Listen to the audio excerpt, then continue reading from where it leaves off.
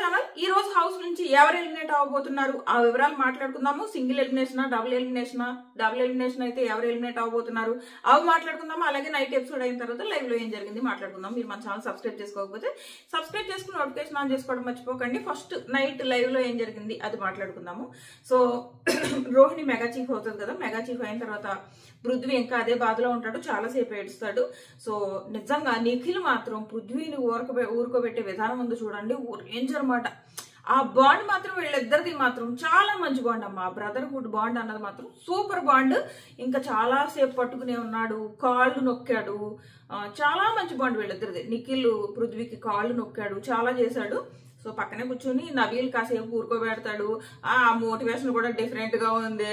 ఆ రాత్రి కల్లోకి వస్తుంది ఈ టాస్క్, ఇలా చాలా చెప్పాడు అనమాట. సో నిఖిల్ మాత్రం అసలు ఆ కాళ్ళు నొక్కడం అవన్నీ. ఆ నబీల్ గురించి మాట్లాడుతున్నప్పుడు నబీల్ గురించి నిన్న రివ్యూలో ఒక పాయింట్ చెప్పడం మర్చిపోయాను. నబీల్ ఈ రోహిణికి వేస్తున్నాడు కదా, అది అసలు దాని స్ట్రాటజీ అంటారా? నువ్వేమో అక్కడ బ్యాలెన్స్ చేసుకునే టాస్క్ అబ్బా. అది బ్యాలెన్స్ చేసుకునే టాస్క్ లో ఇసుక ఇలా కావాలని కొండ పడిపోవాలని పైనుంచి ఫోర్స్ తో వేస్తున్నావు.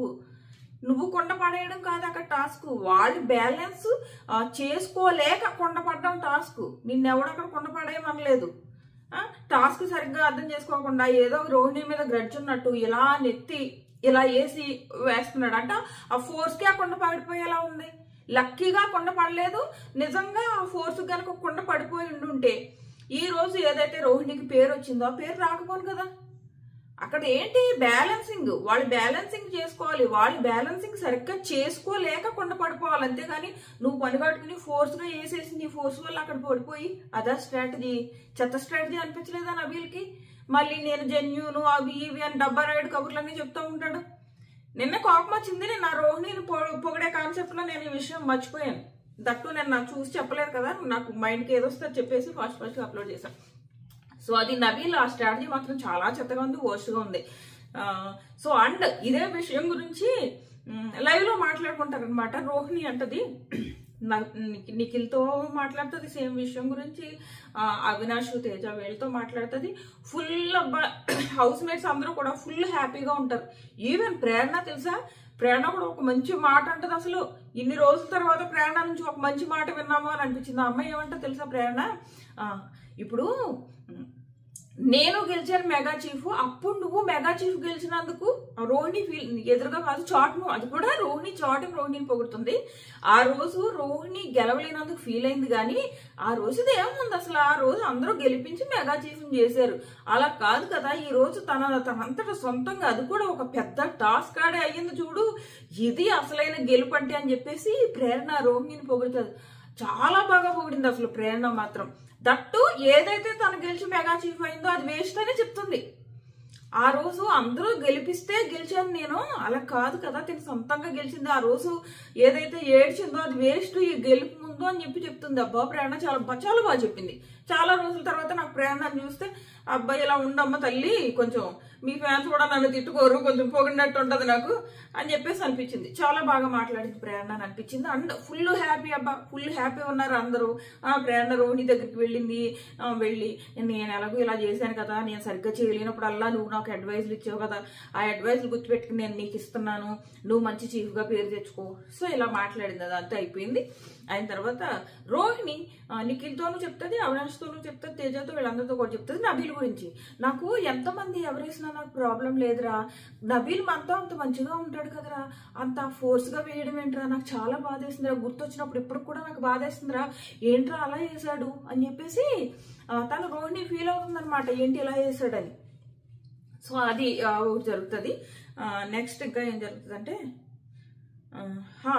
తను చెప్తుంది అనమాట, నన్ను ఇలా 0 అన్నారు, నేను సరిగ్గా గేమ్స్ ఆడట్లేదు అన్నారు, నేను నామినేషన్స్ లోకి వస్తే ఎలిమినేట్ అయిపోతా అన్నారు, నేను నామినేషన్స్ లోకి రాకపోవడం ఏదో నేను తప్పు, నా తప్పు వల్ల నేను ఏదో నామినేషన్స్ లోకి రావట్లేదు అన్నట్టు చెప్పారు. వీళ్ళేమో నన్ను నామినేట్ చేయకపోతే నేను ఎలా వెళ్తాను నామినేషన్ లోకి, అది కూడా ఏదో నా తప్పు అన్నట్టు, నేను ఏదో సేఫ్ గేమ్ ఆడుతున్నట్టు క్రియేట్ చేశారు, నన్ను 0 అన్నారు. ఈ రోజు నాకు ఇది గెలవడం చాలా ఆనందంగా ఉంది అంటే తేజ అంటాడు, నిజంగా నీ ఆట ముందు నా ఆట నథింగ్, అసలు నా ఆటే మర్చిపోయాను, నేను ఏం ఆడాను లేకపోయినా కూడా మర్చిపోయినా, ఒకవేళ ఉన్నా ఇంకొక 5 నిమిషాలు అంతసేపు ఉండేవాడిని ఏమో కానీ అంత మించి ఉండేవాడిని కాదు. రోహిణి నీ కాలికి అంత సర్జరీ అయిన తర్వాత కూడా ఈ ఆట ఆడే చూడు, ఇంకా అది మామూలు ఆట కాదు అది, దానికి తగ్గట్టు బిగ్ బాస్ ఆ సాంగ్ వేసాడు చూడు, అసలు మైండ్ నుంచి పోవట్లేదు అని చెప్పేసి రోహిణి అంటాడు అనమాట. అవినాష్ అండ్ రోహిణి ఫ్రెండ్షిప్ మాత్రం చాలా మంచి ఫ్రెండ్షిప్ అబ్బా. అలాంటి ఫ్రెండ్షిప్ కి గ్రూప్ గేమ్ అని పేరు పెట్టరు ఎవరు. ప్రతి ఒక్కళ్ళు అవినాష్ రోహిణి అని గ్రూప్ గేమ్ అంటారు. ఒకసారి ఏదో రోహిణి వాళ్ళంట అవినాష్ నామినేషన్స్ లో ఉన్నప్పుడు అంట వాళ్ళ దాంట్లో స్టోరీలో అంట రోహిణికి అవినాష్ కి ఓట్లు ఏమని పెట్టారంట. ఇది గ్రూప్ గేమ్ కాదా అంట. వాళ్ళిద్దరు ఫ్రెండ్స్, ఒక friendship bond. There is lot of difference friendship bond కిను గ్రూప్ గేమ్ ఆడడానికి. ఆ ఫ్రెండ్షిప్ బాండ్ కూడా గ్రూప్ గేమ్ అంటే ఎలా కుదురుతుంది? వాళ్ళిద్దరు ఫ్రెండ్స్, మామూలు ఫ్రెండ్స్ కాదు. మళ్ళీ ఇప్పుడు పృథ్వీకి నిఖిల్ సపోర్ట్ చేసాడు అనుకో, ఆ బాండ్ ఉంది చూడు, ఆ బాండ్ వల్ల నువ్వు సపోర్ట్ చేస్తే దాని గ్రూప్ గేమ్ అనరు. అది అర్థమైందా? ఆ బాండ్ వల్ల నువ్వు ఏదైతే సపోర్ట్ చేస్తున్నావో దాని గ్రూప్ గేమ్ అనరు. అలాగే అవినాష్ను రోహిణిది చాలా మంచి బాండ్.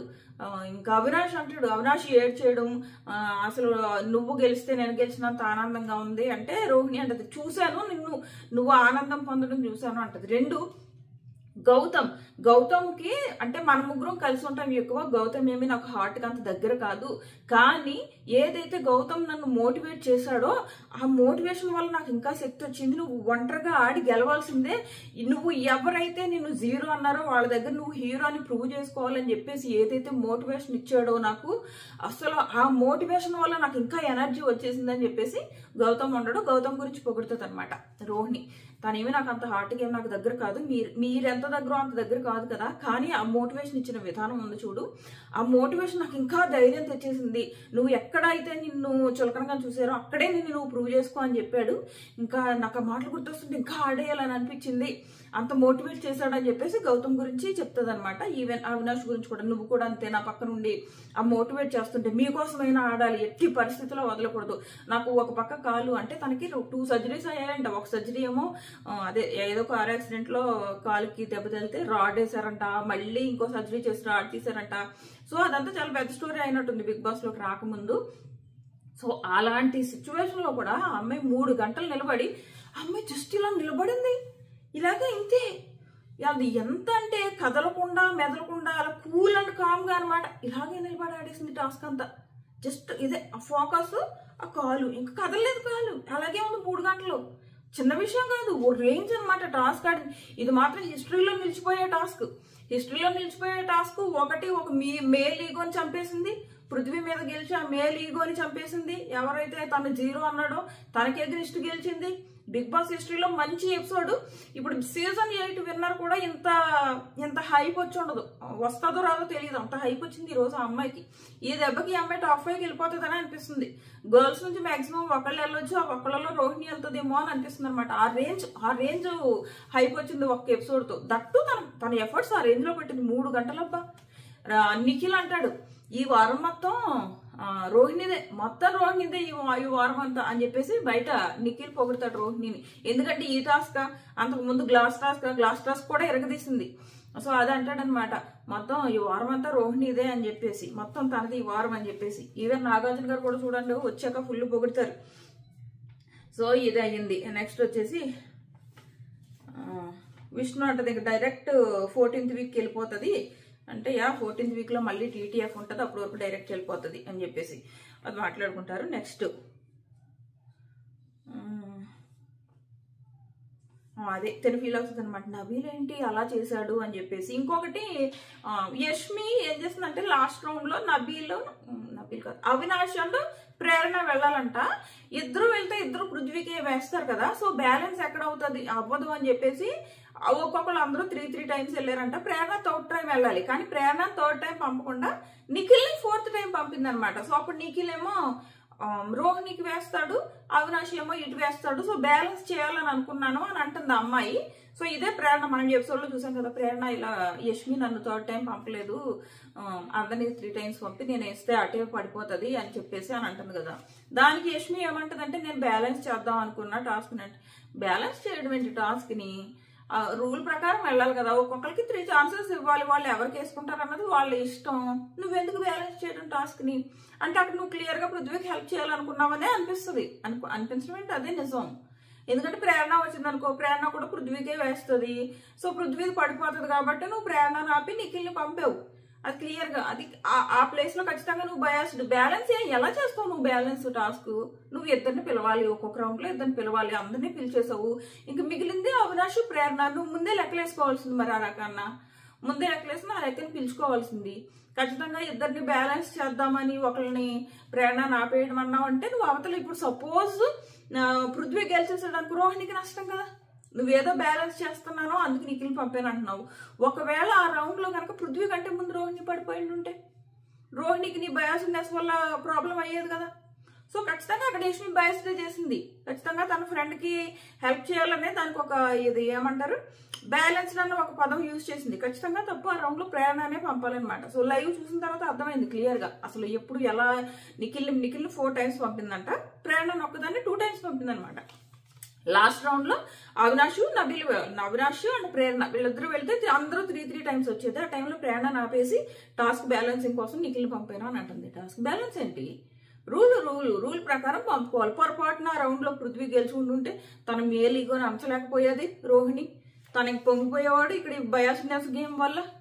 అవునా కాదా? అది ఖచ్చితంగా యష్మి బయాస్నెస్, అది తప్పు, చాలా తప్పు. ఆ రౌండ్ లో ప్రేరణని పంపి తీరాలి, ఆప్షన్ లేదు తనకి. సో ఇది నెక్స్ట్ వచ్చేసి ఇంకొకటి, యష్మి అంట స్కూప్ ఫుల్ గా తీయలేదంట, కొంచెం తీసిందంట. తేజకు వేసినప్పుడు కొంచెమే వేసిందంట. తన ఎలాగో పృథ్వీకి వేయలేదు, వేరే వాళ్ళకి వేసినప్పుడు కూడా అప్పుడు కూడా సేమ్ ఇలాగా అంటుందంట, బ్యాలెన్సింగ్ కోసం కొంచెం వేస్తున్నానని. నిఖిల్ ఏమంటాడంటే యష్మి ఏదైతే కన్ఫ్యూజ్ అయిపోయింది, ఫస్ట్ యువతల ఒకటి ఎక్స్ట్రా పడిపోయింది కదా పృథ్వీకి, 2 buzzers వచ్చే వరకు కూడా పృథ్వీ ఏమో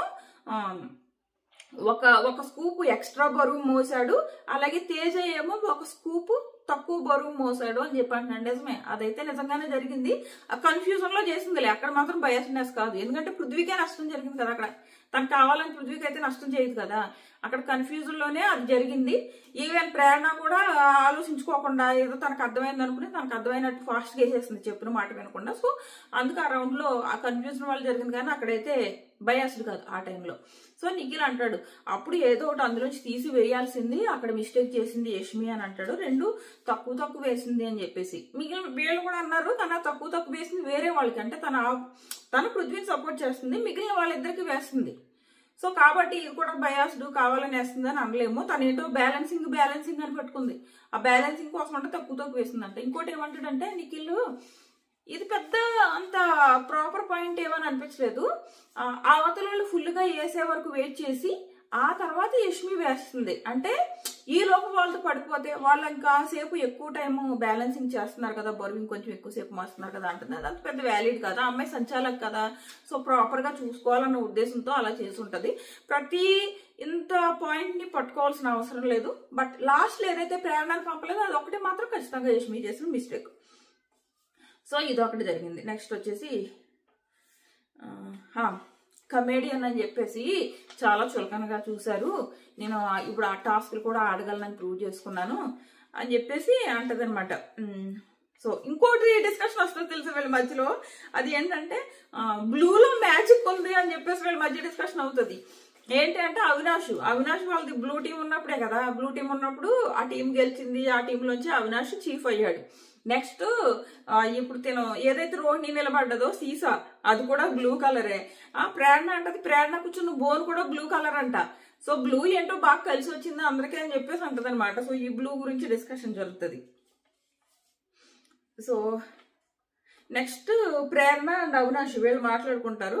అసలు రోహిణి ఎలా ఆడిందంటే అసలు కొంచెం కూడా కదలలేదు, అసలు ఎలా నిలబడింది అలాగే నిలబడి అసలు అలాగే ఉండిపోయింది 3 hours అని చెప్పేసి అంటే తను అంటది, ఇంకా నా కాలు ఒకటి అయిపోయినప్పుడు నేను కొంచెం కదిపినా ఓ ప్రాబ్లం అయిపోద్ది కాబట్టి నేను కదపకూడదు అనుకున్నా, అయిపోయినా ఏమైపోయినా కానీ టాస్క్ అయిపోయిన తర్వాత చూసుకుందాంలే, అలాగే నిలబడదాం అని నిలబడిపోయాను అని చెప్పేసి రోహిణి అంటది. సో ఇది ఒకటి జరుగుతుంది. నెక్స్ట్ వచ్చేసి ప్రేరణ ఇంకో మాట ఏమంటదంటే పృథ్వీకి ఏమీ మెగా చీఫ్ అవ్వాలన్న అంత ఇంట్రెస్ట్ లేదు. యాక్చువల్గా మధ్యలో ఒకసారి ఇంట్రెస్ట్ వచ్చింది పృథ్వీ మెగా చీఫ్ అవ్వాలని, ఆ తర్వాత మళ్ళీ పెద్ద ఇంట్రెస్ట్ చూపించలేదు. మళ్ళీ వాళ్ళ మదర్ వచ్చి నేను మెగా చీఫ్ గా చూడాలనుకుంటున్నాను అంటే అప్పుడు కొంచెం ఇంట్రెస్ట్ వచ్చింది, ఆ మధ్యలో మళ్ళీ ఇంట్రెస్ట్ రాలేదు అని చెప్పేసి పృథ్వీ గురించి ప్రేరణ అంటది. ఇది ఒకటి జరుగుతుంది. నెక్స్ట్ వచ్చేసి రోహిణి మాత్రం చాలా గట్టిగా అనుకుంది, ఎట్టి పరిస్థితుల్లో ఈసారి మెగా చీఫ్ అవ్వాలని చాలా గట్టిగా అనుకుంది, అందుకే గెలిచింది అని చెప్పేసి రోహిణి గురించి మాట్లాడుకుంటారు. తర్వాత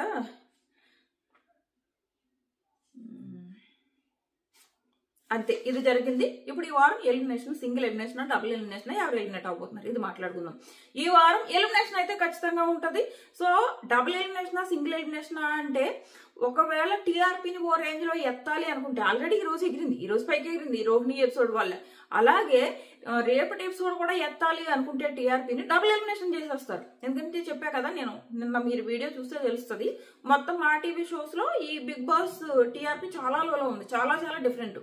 అవేమో కార్తీక దీపం ఏమో 13 ఉంది, మానస్ సీరియల్ ఏదో ఉందా, మానస్ సీరియల్ ఏమో 12 ఉంది, ఇది 3, వీకెండ్ 5, అంత డిఫరెన్స్ ఉందన్నమాట టీఆర్పీ.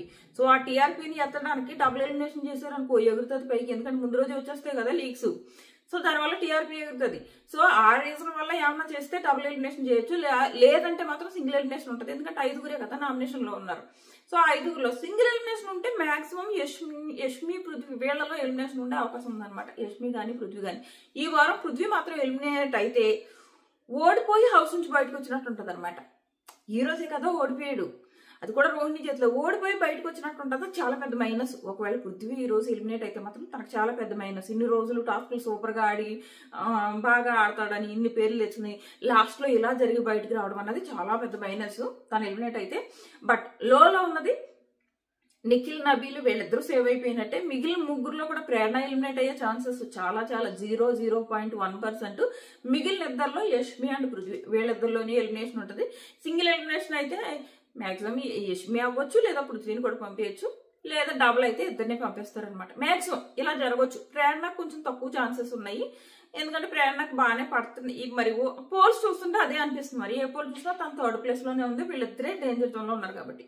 సో అది సింగిల్ ఎలిమినేషన్ అయితే యష్మి అండ్ పృథ్వీ ఒకళ్ళు ఎలిమినేట్ అవుతారు, డబుల్ ఎలిమినేషన్ అయితే ఇద్దరు వెళ్ళిపోతారు అనమాట.